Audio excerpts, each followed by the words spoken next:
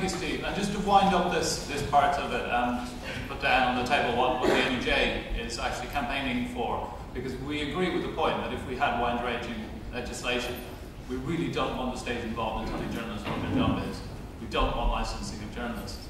However, we've looked a bit further west than Bristol. Right? We're a bit London-centric, but we have looked even further west to Ireland, because a couple of years ago, there was the threat of legislation in Ireland, secrecy legislation, that was going to, and most journalists thought was going to muzzle them. And as a result, the industry in Ireland got together and created a different model of regulation to what there is here. And it's a model that actually includes a large representation of civil society. It's a form of regulation that includes the working journalists in the form of the National Union of Journalists and the industry in the form of editors and proprietors. And actually it's a form of regulation that's working pretty well. I'm sure we'll come back to that when Lord Hunt comes up, because we'll be talking very specifically about forms of legislation. So at this point I'd like to open it up, and we'll have around 15 minutes for questions before we move on. So, hands please. I'd like to ask you very much, looking forward, about representations of women within the press. And I'd like to sort of highlight another couple of examples, as well as the treatment of Jo Yates. In particular, I am offended on the women's behalf that have to put up with photographers taking pictures of their skirts, which are then reproduced in national newspaper. I consider that harassment and abuse. My own personal history was that as a student union president, I went on a charity event. I was fairly scantily clad, as were nearly 70,000 other, not 70,000, sorry, nearly 20,000 other students in Sheffield.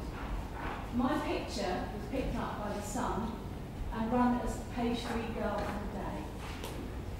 That changed my life in 1996 and was extremely difficult to handle. The Sun published it, they did contact me, but the local paper, the Sheffield Star, did not. So not all local papers are well behaved. What will you do to improve the compliance and representation of women in journalism?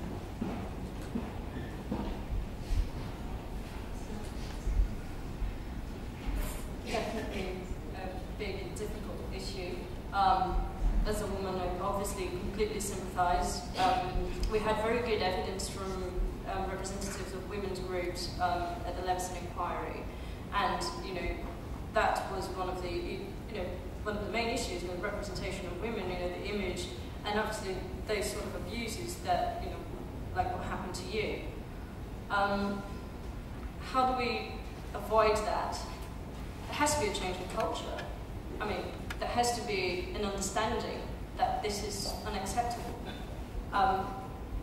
Apart from that, and this is obviously what feminist groups and activists of the cause have been doing for so long, it's trying so hard to tell people that this is unacceptable, this cannot happen. There has to be a change in the way that, why should a newspaper editor think that they can send a photographer out, take pictures of women which are very well in their rights to wear a miniskirt or a low-cut top, and use that without their consent, or and with whatever caption or headline in the story that they think it fits, and then ruin their lives. I mean, they have absolutely no right to do that. And it's, I think, I mean, in one individual case, you can seek redress, you can ask for a correction, not correction, you can ask for an apology, you can perhaps even go to court. But as a whole, for everyone, for all women, there has to be a change in culture is the only thing I can say, I think. Well, I think one thing that the NUJ is involved in, and there was a meeting in London on Wednesday night, is actually try to promote more women into the centre of journalism. There simply aren't enough women working in the national newspaper industry.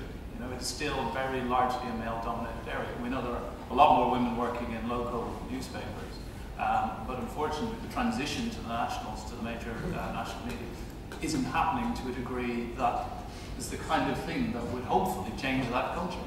And it was a very well attended meeting. Unfortunately, I wasn't able to get it because I'm not exactly sure what's said of it. But this is something that we're absolutely working on. And it's also something that we as the NUJ have recognised amongst ourselves. We haven't had enough women in representative roles in the union, and it is something we're working on. We now have a woman general secretary. There are more women on the national executive than there have been in years. And it's something we're continuing to work because we recognise that in too many ways we reflected the kind of culture that we didn't like. Another question, please. Anyone ready to answer that? I am happy to answer it.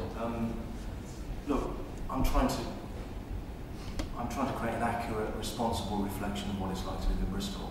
I don't think we print a picture like that. And I mean, I suppose my general approach is we are a visitor in somebody's home. When we go through that letterbox, we are visiting. And if I walked into somebody's home, I wouldn't show them something that I felt to be inappropriate. I wouldn't say something that I felt to be inappropriate unless I knew them well enough to do so. And that's the approach that I take to. So it's not just about the portrayal of women, it's about any picture that offends. And I would actively seek to avoid that. Okay, just to be clear, I'm not going to get every speaker to answer every question because actually this is your chance. So, one more there.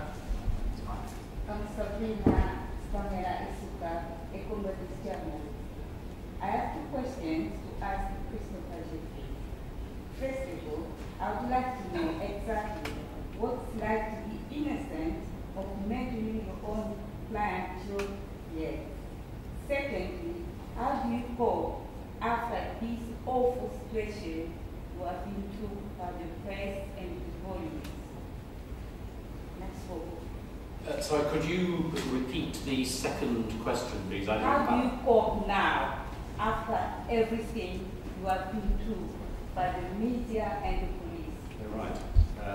And the last one, you look well.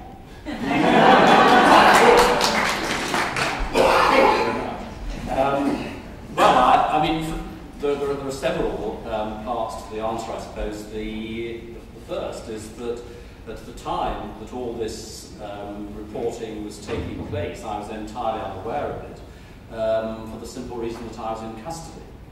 And for some time afterwards, I didn't see any of it because the friends that I was staying with said, in effect, look, you just don't want to see this.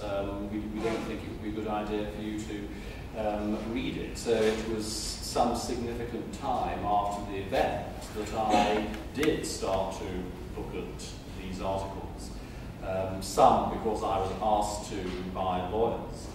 But even today, I certainly haven't been able to bring myself to read everything that was written.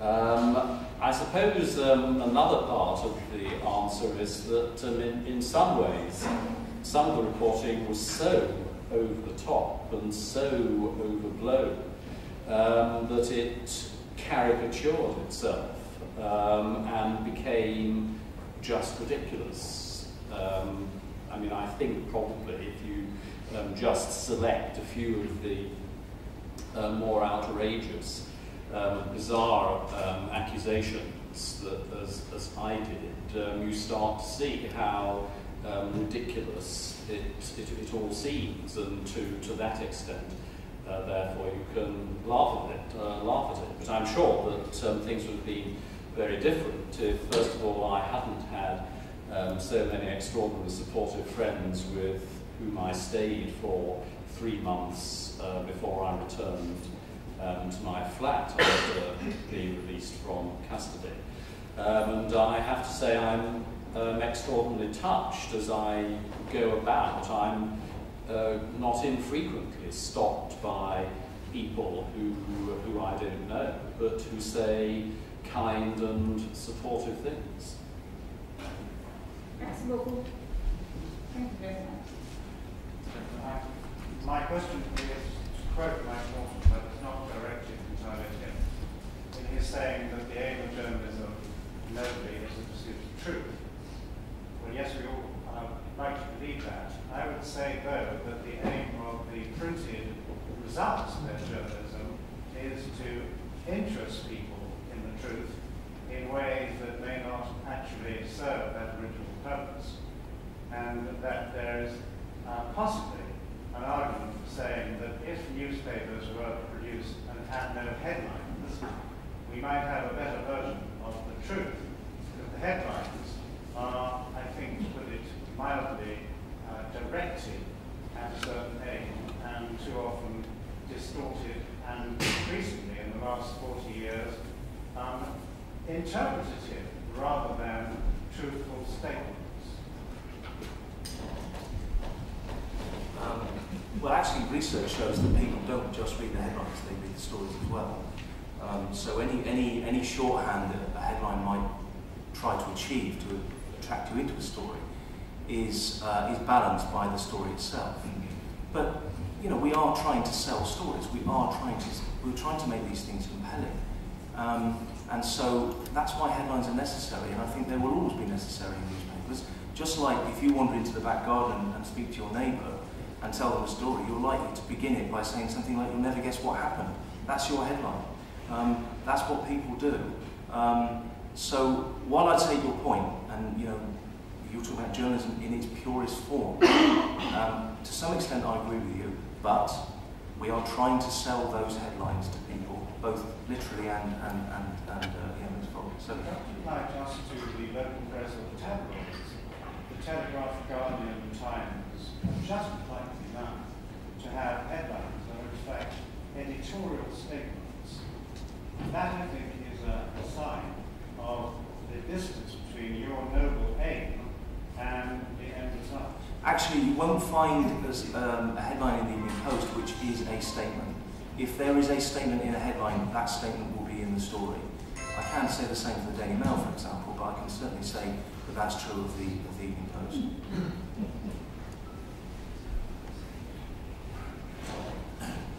Rich might have something to say about practices in the Express around headlines, but we'll come to that later.